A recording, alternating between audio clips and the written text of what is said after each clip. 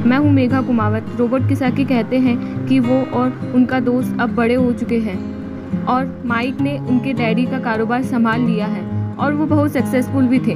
और माइक अपने बेटे को ठीक वैसे ही सिखा रहा था जैसे उनके डैड ने, यानी कि रॉबर्ट किसाकी के रिच डैड ने उन दोनों को सिखाया था।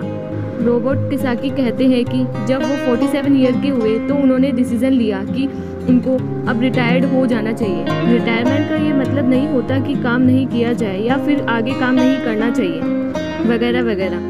रिटायरमेंट का ये मतलब होता है कि अब आप इस लायक हो गए हैं कि आपका पैसा आपके लिए काम करे। रिटायरमेंट का सही मतलब यही है कि आपने जो पूरी ज़िंदगी मेहनत करके, जो स्ट्रेटजी करके, सही जगह निवेश करके पैसा लगाया था, अब आपकी वो एज हो चुकी है कि आप उस पैसे को एंजॉय करें, क्योंकि अब आपका पैसा आपके लिए काम करना शुरू कर चुका है।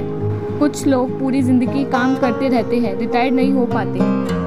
काम करना गलत नहीं है, पर डिफरेंस समझना बहुत ज़रूरी है कि पैसे की ज़रूरत की वजह से पूरी ज़िंदगी काम कर रहे हैं या उसका गुलाम बनकर काम कर रहे हैं, या फिर उसका गुलाम बन के और अपने काम को पूरी ज़िंदगी एंजॉय करके। रिटायरमेंट का दूसरे शब्दों में चिंता से आज़ादी भी कहते हैं। इसका मतलब यह है, अगर पैसे सही तरीके से खर्च किया जाए, पैसे को अगर सही तरीके से मैनेज किया जाए तो वो अपने आप ही बढ़ जाते हैं। ये ठीक एक पेड़ लगाने की तरह ही है कि आप सालों तक इसे पानी देते हैं। जब आप अपने बिजनेस में होते हैं, जॉब में होते हैं और कभी भी इसमें कोताही नहीं करते। जब भी उस पेड़ को ज़रूरत होती है आप उसकी सेवा करते हैं, और फिर जब वो पेड़ बड़ा हो जाता है, ज़मीन की गहराइयों में उसकी जड़ें पहुँच जाती है, फिर वो अपने आप आपको छाया और फल देता है।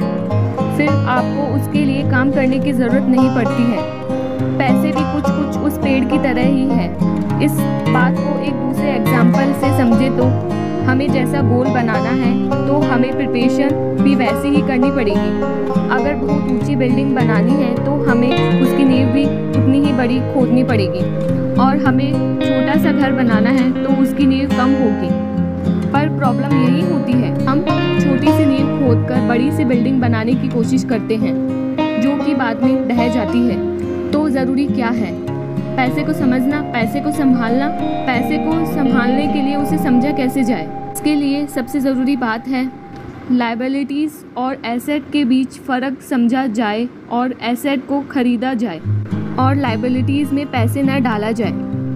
अच्छा, ये सुनने में आपको बहुत ही आसान लगता है, लेकिन सच यह है कि अमीर बनने में आपको ये ही बहुत मदद करेगा। ये अगर इतना ही सिंपल है तो हर कोई इस बारे में सोचता क्यों नहीं है?